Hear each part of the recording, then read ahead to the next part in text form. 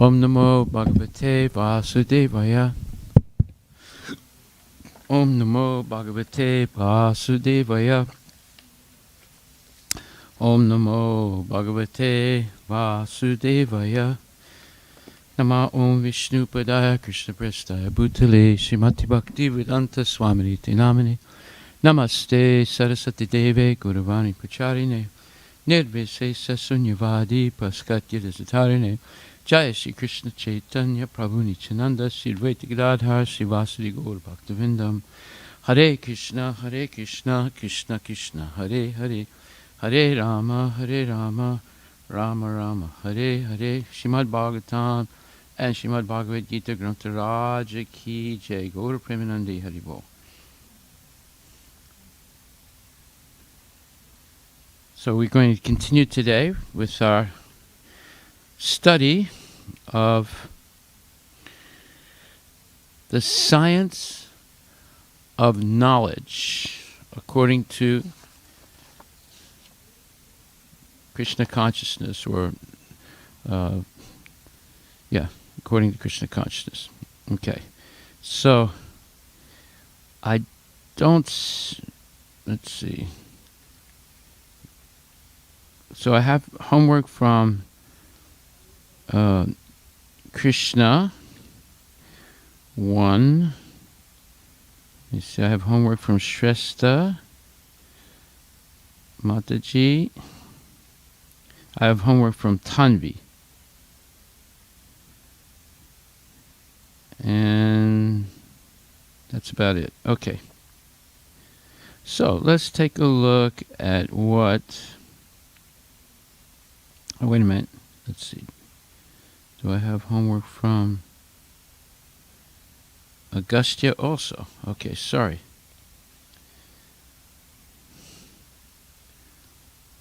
Okay, so let's take a look at what Tanvi wrote. By the way, did we ever send out the yesterday's homework of Shasta? Yeah, okay. How many people you send it to?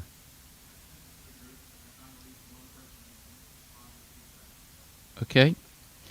All right, so Tanvi has done some homework. The homework she did was Vedic Epistemology based on Introduction to Sri Upanishad. Okay. And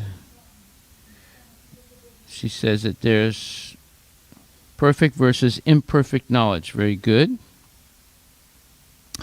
And she says the most perfect knowledge is what is written in the Vedas. Veda means knowledge, and the teachings in the Vedas are the original knowledge. It is important that we follow and accept the Vedas because as a conditioned soul, our knowledge, which is imperfect, is subjected to many deficiencies. This is because the conditioned soul has 4 kinds of defects. Okay, she names the 4 defects. She says, we commit mistakes, we are easily illusioned, our senses are imperfect, and we have a cheating propensity. Okay. With all these deficiencies in conditioned life, we cannot give perfect knowledge to anyone. This is because we ourselves are not perfect. Therefore, we must accept the Vedas. Okay, next. 3 types of evidence. There are 3 kinds of evidence: pratyaksha, anumana, and sabda. And underneath these 3, there are sub titles like comparison, historical evidence, and so forth. But these are the 3 main categories. Everything else is a sub title under these 3. Okay, so she explains what direct evidence pratyaksha is, indirect process, anumana is based on an inductive process, and sabda pramana is the Vedic knowledge. So when you said pratyaksha, direct evidence, that's evidence that you can you can see things, you can hear things, you can touch things, you can measure things. So that's called pratyaksha. And then anumana is inductive, based on inductive process. So there's inductive reasoning and deductive reasoning. So inductive reasoning is if you see smoke, then you can understand that there must be fire somewhere. So that's an indirect way, and it's inductive. It's based on if you see some evidence of something, although you don't see the original thing, but you see evidence of it, that's called inductive. You induce, you assume something exists because of some evidence of its existence. So if you see smoke, you can assume that there is fire. Okay, and then sabda pramana is accepting the a priori truths of the Vedas. A priori means they're self-evident, just like every child has a father and mother. It's self-evident. Right?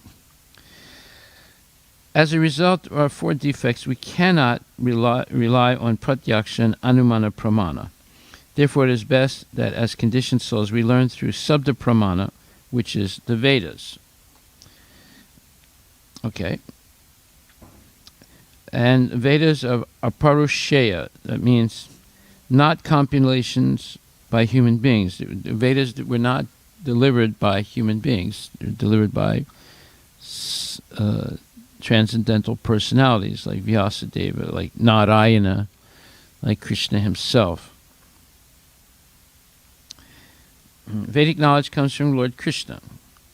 Knowledge from the Vedas is acquired by hearing. The Vedas are beyond our experiences, beyond our experimental knowledge, and beyond the activities of our senses. Therefore, it is important to accept the Vedas as there is no other way to get real knowledge. The Vedas are considered to be the mother. In the beginning, the first living creature was Brahma. He received this Vedic knowledge from Krishna and imparted it to Narada and other disciples and sons, and they also distributed it to their disciples. In this way, the Vedic knowledge comes down by disciplic succession. Vedic knowledge, or real knowledge, is understood through hearing from the disciplic succession and not through personal experimentation. Good. How to obtain transcendental knowledge? Transcendental knowledge is knowledge from beyond this universe, which is another beyond manifestation, which is beyond manifestation and non-manifestation. To understand this knowledge, we have to take the assistance of the Vedas. This is called Vedic knowledge. There are two classes of transcendentalists. One class of transcendentalists is called impersonalistic, or Mayavad, and they are generally known as Vedantists, led by Sankaracharya. And there's another class of transcendentalists called Vaishnavas, like Ramanujacharya, Madhvacharya, Vishnuswami. Both of them have accepted Krishna as the Supreme Personality of Godhead. Sankaracharya is supposed to be an impersonalist who preached impersonalism, impersonal Brahman. But it is a fact that he is a covered impersonalist. In his commentary on Bhagavad Gita, he wrote, Narayana, the Supreme Personality of Godhead, is beyond this cosmic manifestation. And then again, he confirmed that Supreme Personality of Godhead, Narayana, is Krishna, and he has come as the son of Devaki and Vasudeva. He particularly mentioned the names of his father and mother.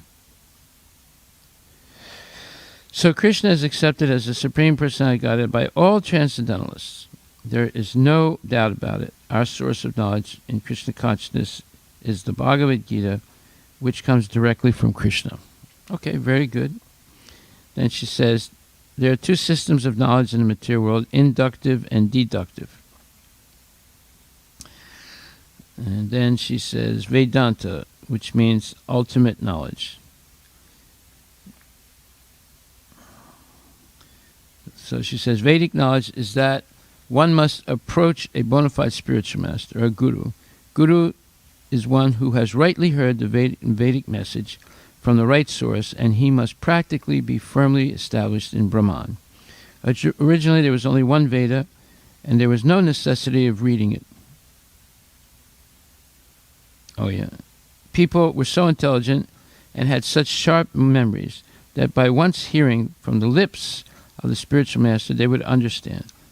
But 5,000 years ago, Vyasadeva put the Vedas, well, that was in Satya Yuga, but 5,000 years ago, Vedavyas put the Vedas in writing for the people in this age, Kali Yuga. He divided the Vedas into 4 parts, Rig, Sama, Atharva, and Yajur. Then he compiled the Mahabharata, called the History of India, and the 18 Puranas, which are all part of the Vedic literature. The Puranas, the Mahabharata, the 4 Vedas, and the Upanishads. The Upanishads are part of the Vedas. Then Vyasadeva summarized all Vedic knowledge for scholars and philosophers in what is called the Vedanta Sutra. This is the last word of the Vedas. Vedic knowledge is to understand. Vedanta means ultimate knowledge, and the ultimate knowledge is Krishna. Krishna says that throughout throughout the Vedas, one has to understand him. Vedaishta sarvirham eva vidya. 15th chapter, 15th verse. Krishna also says, Vedanta krit vedavit eva chaham. I am the compiler of the Vedas, I know the Vedas, and I am the goal of the Vedas. I am the compiler of the Vedanta Sutra, and I am also the knower of the Vedas. Therefore, the ultimate objective is Krishna. The absolute truth is that from whom everything emanates. The absolute truth must be conscious. The whole summary of Vedic knowledge is the Vedanta Sutra, and the Vedanta Sutra is explained by the writer himself in Srimad Bhagvatam. So then she talks about methods or processes of acquiring knowledge. So she spoke about 2 systems of knowledge in the material world, inductive and deductive. And now she's talking about 2 processes of acquiring knowledge. One is Aroha Panta and the other is Avaroha Panta. Aroha Panta is inductive method. Well, it's pratyaksha and inductive. And it's called the ascending process. And the Avaroha Panta is deductive. Deductive means Bill is a man. All men are mortal. Therefore, Bill is mortal. So that's a deductive method. And 3 kinds of evidence: pratyaksha, anumana, and sabda. And Vedas are called Shruti, what was spoken by perfect authorities. And it's also a Purusheya, and then it's the mother of all knowledge. Okay, so very good, Tanvi. I'll have a few comments about this, but let me go on to something else and get to what I wanted to talk about today. We'll also look at let's see what Agastya wrote. He says, how can you use material things in Krishna's service? Okay, that was our homework for today. There is a very simple answer to this: Yukta Vairagya. Everything can be used in Krishna's service except sinful activities. This also makes a lot of sense.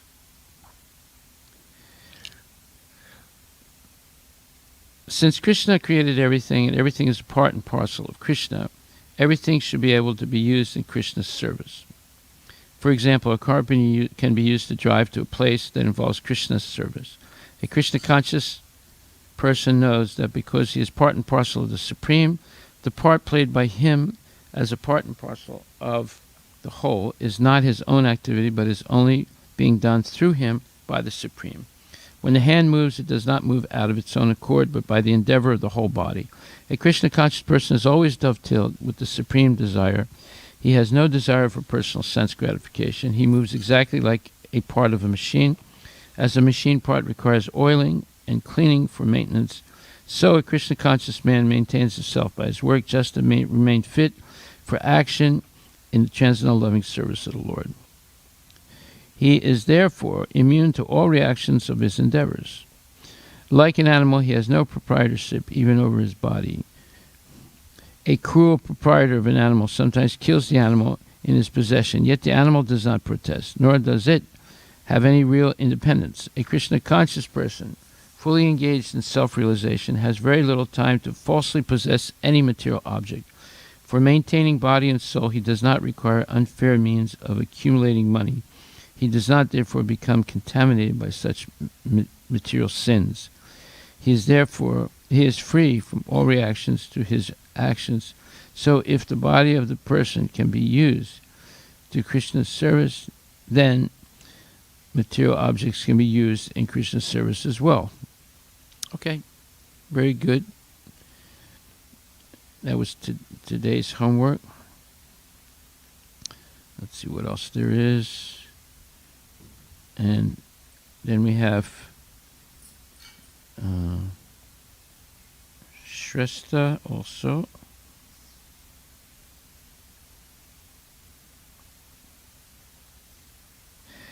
Yeah.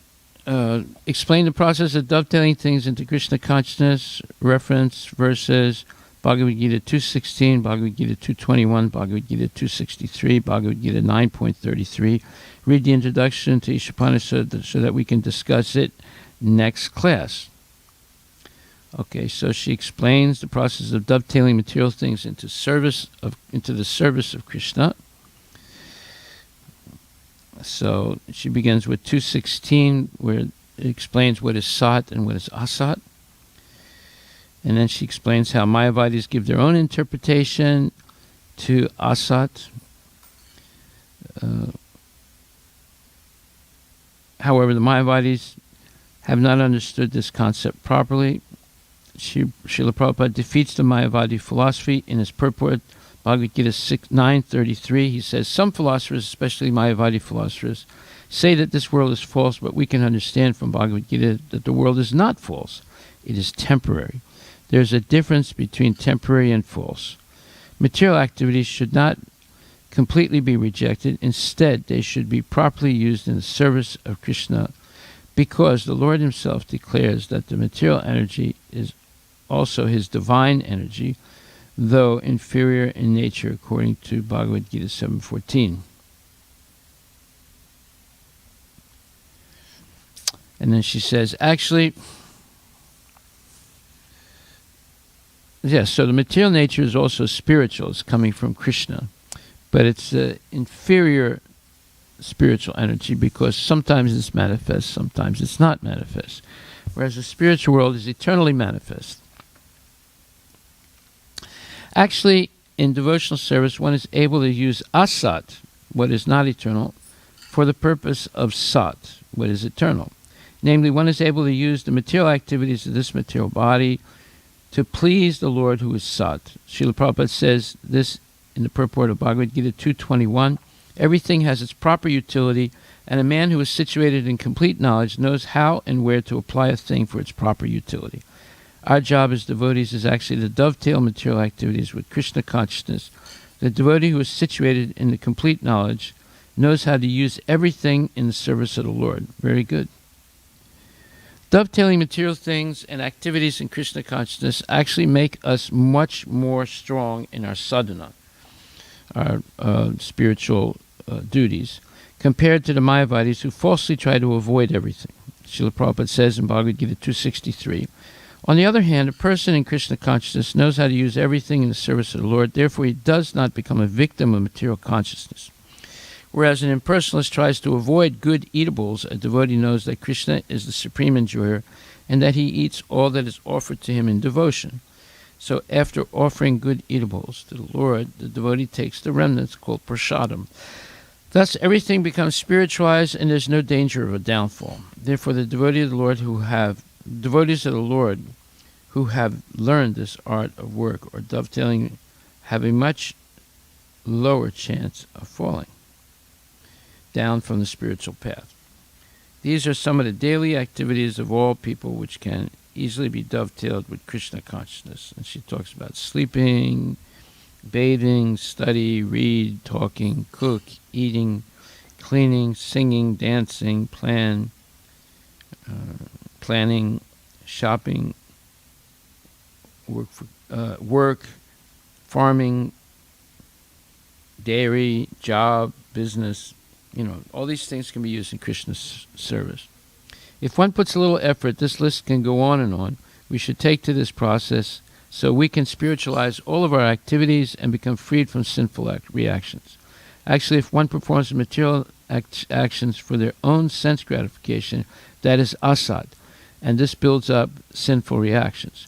These sinful reactions keep one in the cycle of birth and death. However, by sincerely dovetailing all activities and things in this material world with Krishna consciousness, under the guidance of a bona fide spiritual master, every moment in a person's life becomes an act of devotional service. Srila Prabhupada says in the purport of Bhagavad Gita 9.2 that, in other words, those who are actually engaged in the devotional service of the Supreme Lord are already freed from all reactions. Very good. And then she gives an outline of the introduction of Ishopanishad.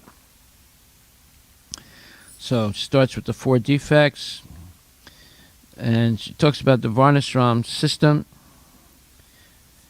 which is important because there are 2 swadharmas, or 2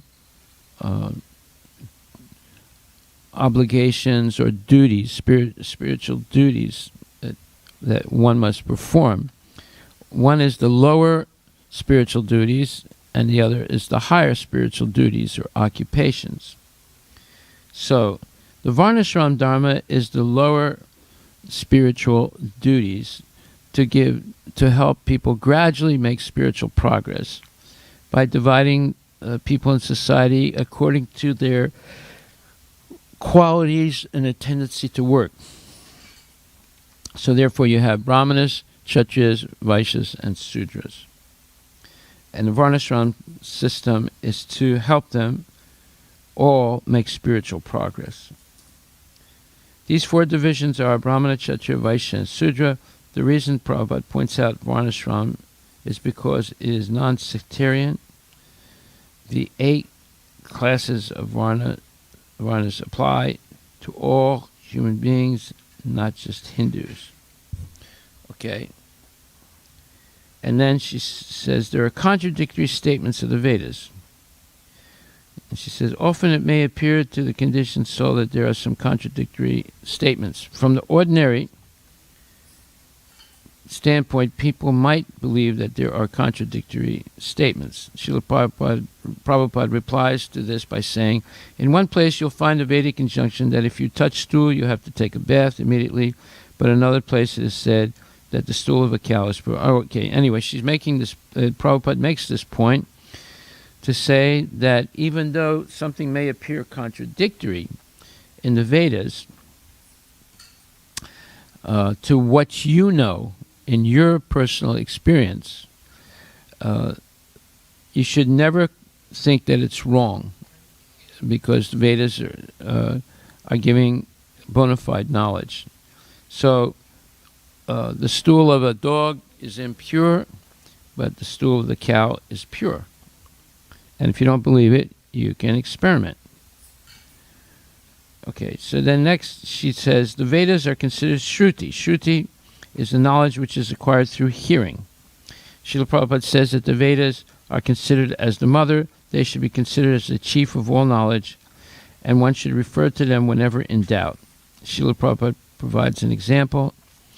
For example, if you want to know who your father is, who can answer you? Your mother. So the Vedas are considered the mother, Krishna is the father. If you want to know who the father is, you learn from the mother, or the Vedas. And then next title is Vedic knowledge is understood and passed down through the disciplic succession. That's very good. And then there's 3 kinds of evidence, Pratyaksha, Anumana, and Sabda. Shishi Radha Nilamadava Ki Jai. And then next heading is Krishna is accepted as the Supreme Personality of Godhead by all classes of Vedic Transcendentalists. Very good. And then she says there's two systems of knowledge in the material world, inductive and deductive. Okay, she didn't talk about aroha and avaroha. Anyway, very good. And also Krishna did his homework. Let's see what he wrote.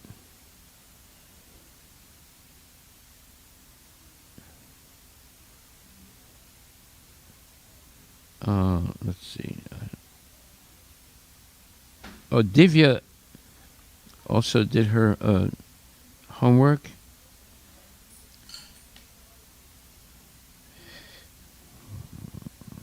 Okay, anyway, I'm not finding Krishna's homework. It's all right. But anyway, let's go on to what I want to talk about today. Let me just take a look at Divya's.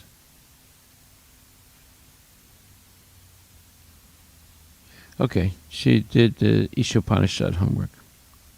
Okay, so today I want to discuss a little bit more. First of all, we're aiming toward writing a short book as an introduction. Why we are writing a book about, and we're going to call it The Science of Knowledge, according to Krishna consciousness. And in the introduction, we have to explain why the normal people and many philosophers and great thinkers have spoken about the theory of knowledge. And there's a general consensus that they don't really have a good definition of what is knowledge. So therefore, we want to show that in the Vedas there is the science of knowledge. It's not a theory. It's scientific, meaning it's verifiable everywhere. And an example of that, and anyway, for something to be sat, it has to be eternal. It has to be true in the past, in the present, and in the future. We cannot say that about mundane knowledge. There's so many things that, due to the imperfect senses and due to the system of pratyaksha, any knowledge that is in the material world is always defective. And it's always being updated, corrected, added to, etc. It's not complete. But the Vedic knowledge is complete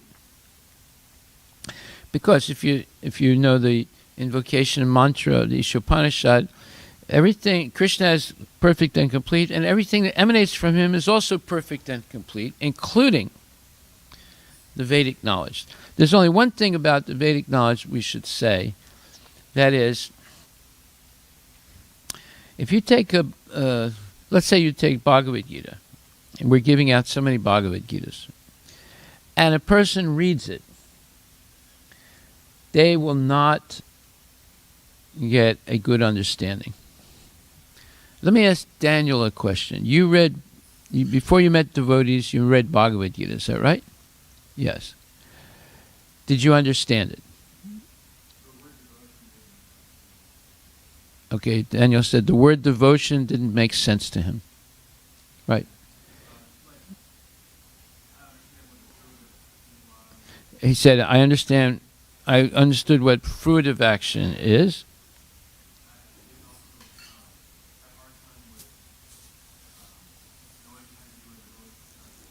But he had a hard time understanding how to engage in devotional service, huh? Right. Yeah, and that's truthful. Why? Because the Vedas are produced in sound, and sound is a material thing. So simply reading the Vedas on your own, you will not be able to understand it because it's produced in sound. And sound is a material thing. In other words, if you understand anything, it'll be simply the materialistic interpretation of the Vedas, not the actual understanding of the Vedas. However, if you hear the Vedas from a pure devotee like Srila Prabhupada, then not only you understand what devotion is. Now, I'm very glad Daniel said I had a difficult time understanding what is devotion, right? Yeah. So that's a fact. Most people don't understand what is devotion. For them, devotion means something on the mundane level. Like, let's say you see a person that's begging on the street corner at a red light, and you give them $5, and you think, this is my devotional act of the day. And then that person takes the $5, goes to a 7-Eleven and buys a beer. So there was no devotion involved in it. It was a gesture of charity on your part, but there was no Krishna consciousness involved in it at all. So to understand what is devotion, one has to have the association of pure devotees and hear from them the Bhagavad Gita or Srimad Bhagvatam or the Vedic knowledge. Then you have a chance of understanding. That is no longer on the material level, although it's, again, sound, but it's sound that is through parampara. That's what's important. So you can say, well, but the book was written like through parampara. Yes, but to understand, but we've gone through many, many lifetimes of misinterpretation, speculation, and let's call it wanton lifetimes. So we're carrying a heavy baggage of misconceptions. So therefore, to be able to clear that out, clear those misconceptions, you need to be trained, and every one of us needs to be trained and to have the association of genuine devotees, and gradually become purified by chanting Hare Krishna, Maha Mantra, taking prasadam, and regularly attending classes, and eventually we become purified. The whole purpose of the holy name is to help us to become purified gradually and completely. So simply reading the Vedas will not give us a good understanding, but being trained by a genuine Vaishnavas and accepting a bona fide spiritual master, then you can be trained, and by chanting Hare Krishna more and more purely, you become purified, and eventually you'll have what? You'll understand what devotion is, and you'll engage in that devotional activity the rest of your life. So this is okay, so that was a side comment about the Vedas. You cannot understand them simply by reading them. You'll understand something, but you'll not really get a full understanding. You have to have the help of the parampara and a bona fide guru. And this is a mistake a lot of people make today. They think, well, I want to understand on my own. Just like one time this one Armenian gentleman called me up, and he had looked at I have a web page of Armenian stories and wisdom, it's not only Armenian wisdom, it's general wisdom, and a lot of things in Krishna consciousness. So he read some things, and he called me up, and he told me that he's seeking spiritual knowledge. I said, well, that's good. I said, why are you calling me? He said, well, I read some of your things. It's very interesting, and I'm a seeker. I said, good. So what are you going to do? He said, well, one thing I should say, though, I want to seek on my own. I don't want to become anybody's disciple.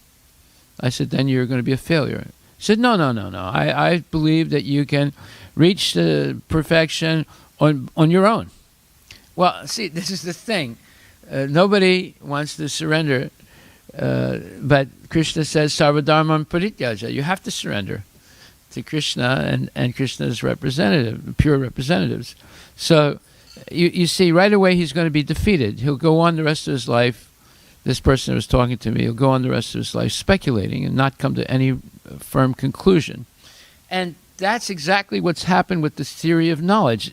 The theory of knowledge, it doesn't mean that it's the science of knowledge. these are speculations for the last 2,500 or 5,000 years by different philosophers and scientists and so forth, and they still haven't become, let's say, they still don't have a consensus on what is knowledge, and they never will.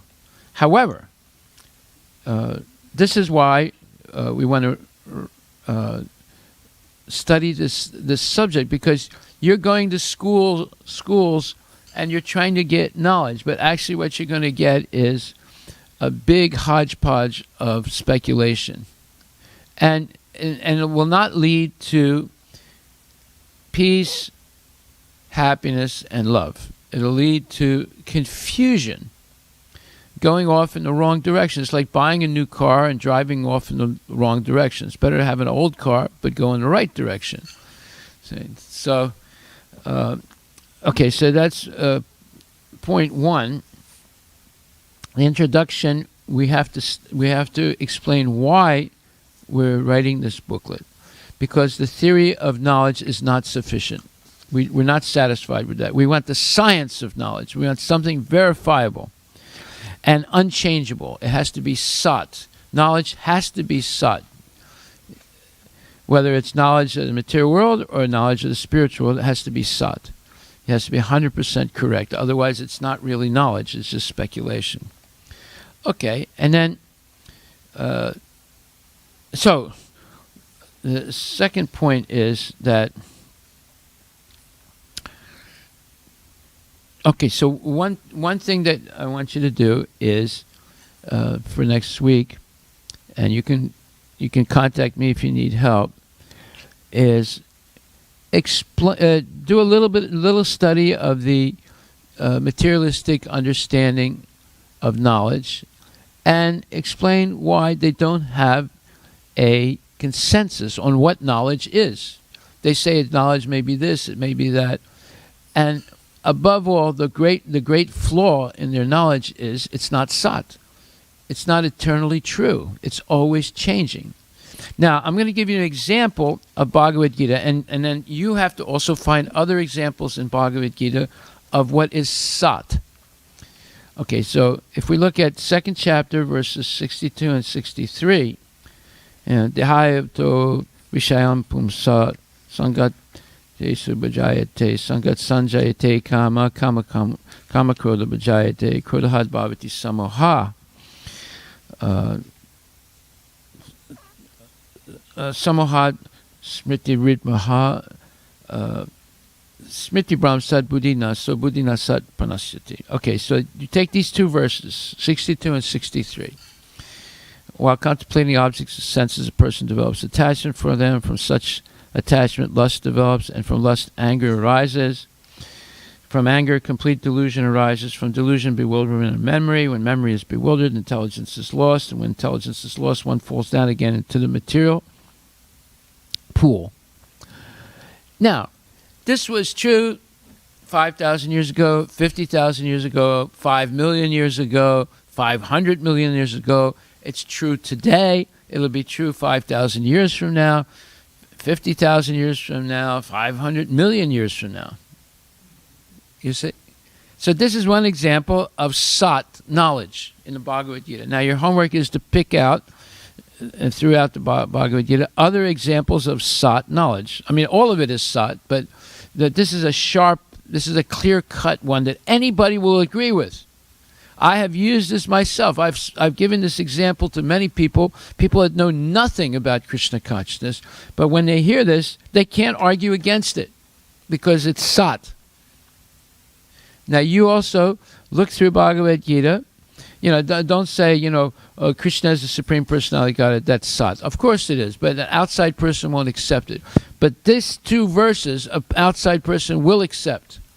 Whether they eat meat or they stand on their head all day long or whatever, they will accept it because it's true. They can't argue against it. Now, there are many other examples of this in Bhagavad Gita. So you pick out a few of them. And that's the difference between sat and asat knowledge. This theory of knowledge is asat. The science of knowledge, or according to Krishna consciousness, is sat. And and you have examples in Bhagavad Gita that no one will be able to argue against. I just gave you one, and there are a whole bunch of others. So you find them. But don't, like I said, don't say, Krishna is the Supreme Personality God, that's Sat. Yes, it is Sat, but no one on the outside will accept that. But these two verses they'll accept, and there's a whole bunch of others in Bhagavad Gita that they will accept, even if they know nothing about Krishna consciousness, because it's true. Okay, so then, thirdly, we want to begin to, so the first thing is explain why the theory of knowledge in the Western world, and including Mayavad philosophy from the Eastern world, is not knowledge. Either it's not knowledge at all, or it is incomplete knowledge. So Mayavad philosophy is incomplete knowledge and misleading. And most of the theories of Western philosophers are patently or wrong, or very flawed, let's put it like that. So we had one example that if you compare the inverted banyan tree to Plato's allegory of the cave, you'll see that there are mistakes in the allegory of the cave and incompleteness. Some things point to, and this is another rule that we should understand, anything in anywhere that is similar to what's in the Vedas can be accepted, because the Vedas are truth. So sometimes you'll see things in the Bible or the Quran or the Torah, or sometimes maybe in the Buddhist writings or Sikh writings or Jain writings, that it's similar to what's in the Vedas, as long as they don't give a full... something may be similar, like, for example, they use the word karma in Buddhism. Now, their definition of karma is somewhat correct, but not complete. So, therefore, you would have to look at it carefully and look at what's the idea of karma in Krishna consciousness, and see if it's exactly the same, or if it's the same word but has a different interpretation. That often happens. They use the same word, but they have a different interpretation for it. Okay, now another point I want us to understand. These are preliminary points before we actually start writing. They're things that we have to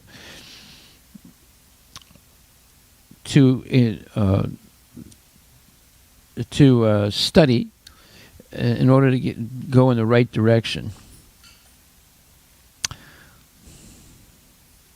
Okay, so if a person, let's say, they want to be a philosopher, so they study philosophy in university, and they get a PhD in philosophy. But here's a statement I'm going to read, and then you tell me. Unfortunately, Prabhupada says, this is in Canto 1, Chapter 11, verse 34. Unfortunately, influenced by the deluding energy, the living being becomes a false enjoyer under the dictation of the modes of nature. Puffed up by such a false sense of becoming God, the deluded living being increases his material strength by so many activities, and thus becomes the burden of the earth, so much so that the earth becomes completely uninhabitable by sane people, by good people. This state of affairs is called dharmasya glani, or misuse of the energy of the human being. When such misuse of human energy is prominent, the saner living beings become perturbed by the awkward situation created by the vicious administrators, who are simply burdens of the earth, and the Lord appears by his internal potency just to save the saner section of humanity, and to alleviate the burden due to the earthly administrators in different parts of the world. He does not favor either of the unwanted administrators, but by his potential power, he creates hostility between such unwanted administrators as the air creates fire in the forest. by the friction of the bamboos.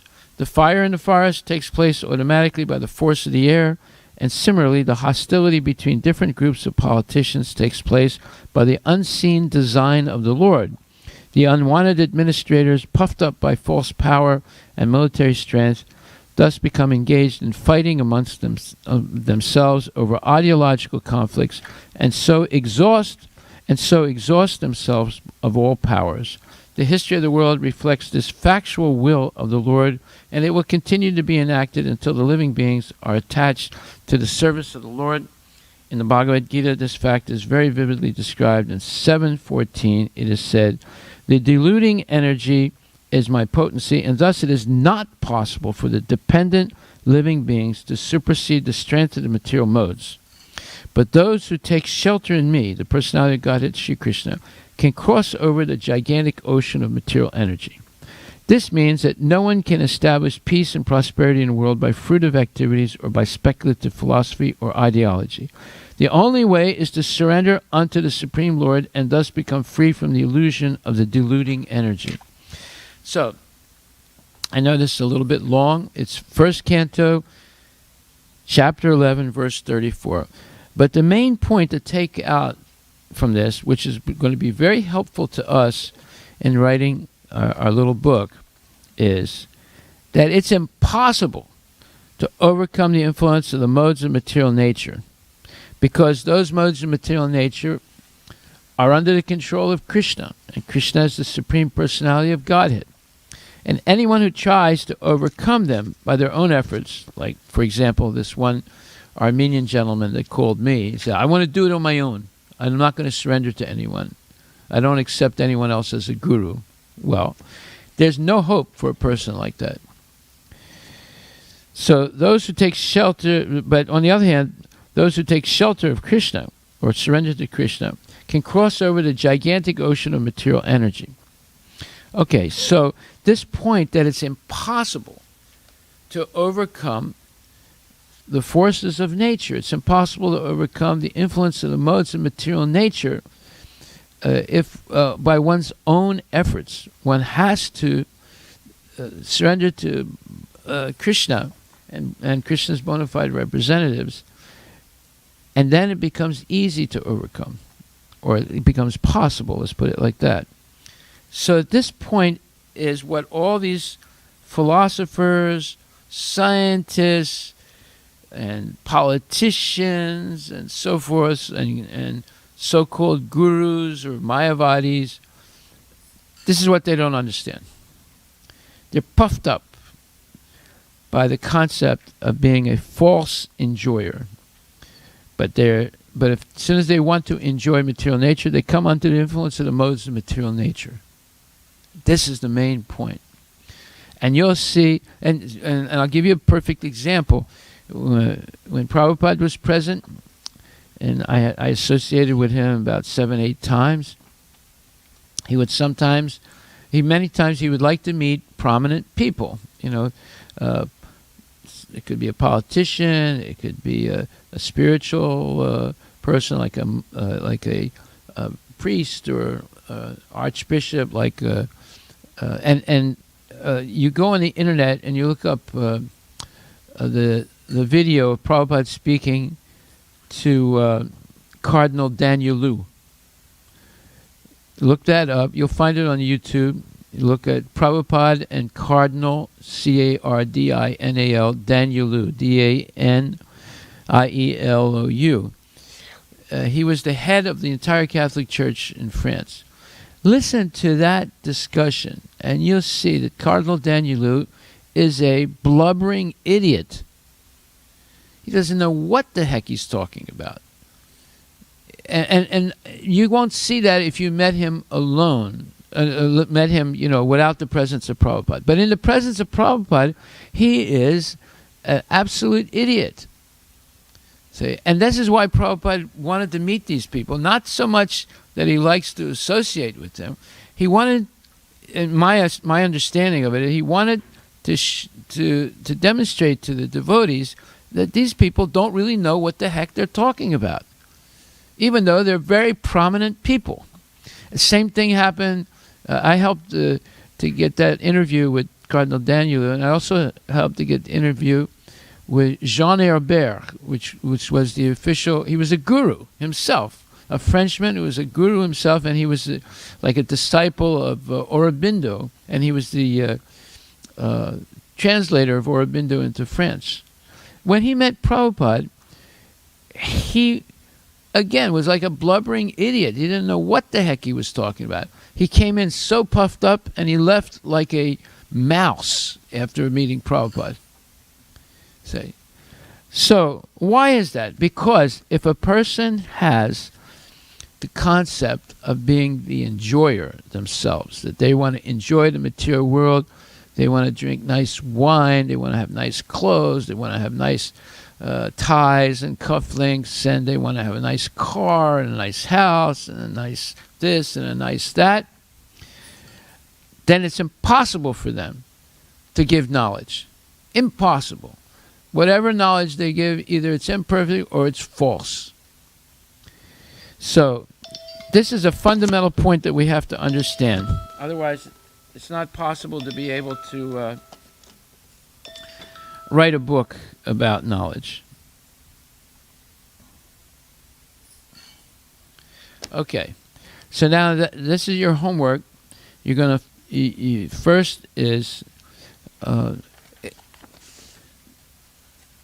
explain, study, or look up, do some research about the theory of knowledge on Wikipedia and other places, and see what people like Bertrand Russell and other big authorities have said. And most of them agree they don't really know what they don't have a consensus on what is really knowledge.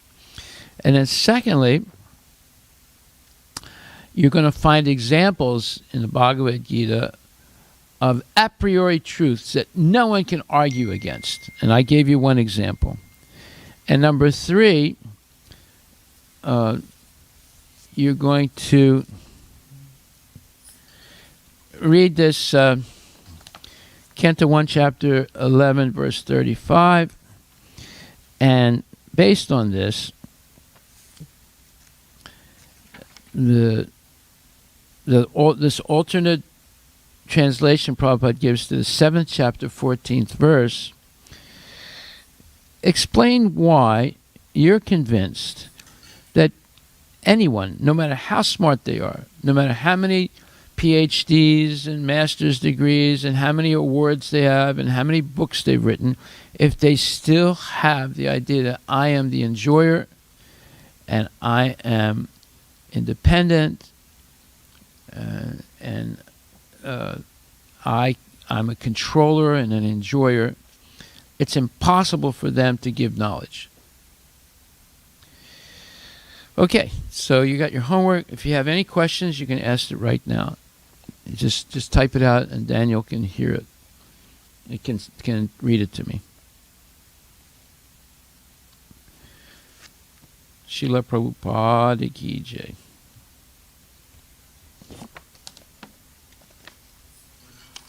Huh? What?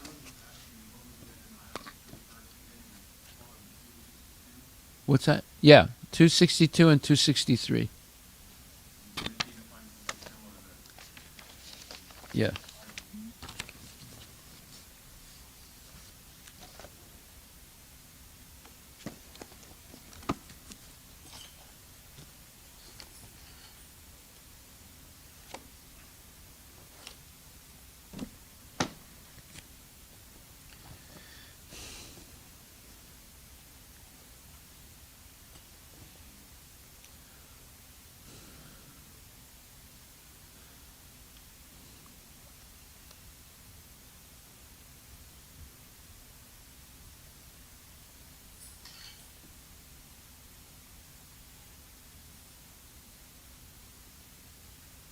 Anything else?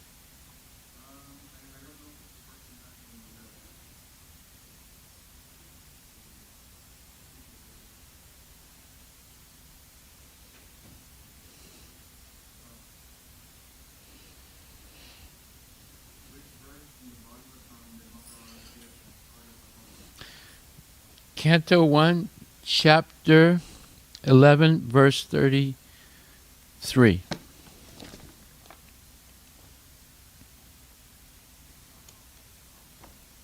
34, verse 34. 1:11:34.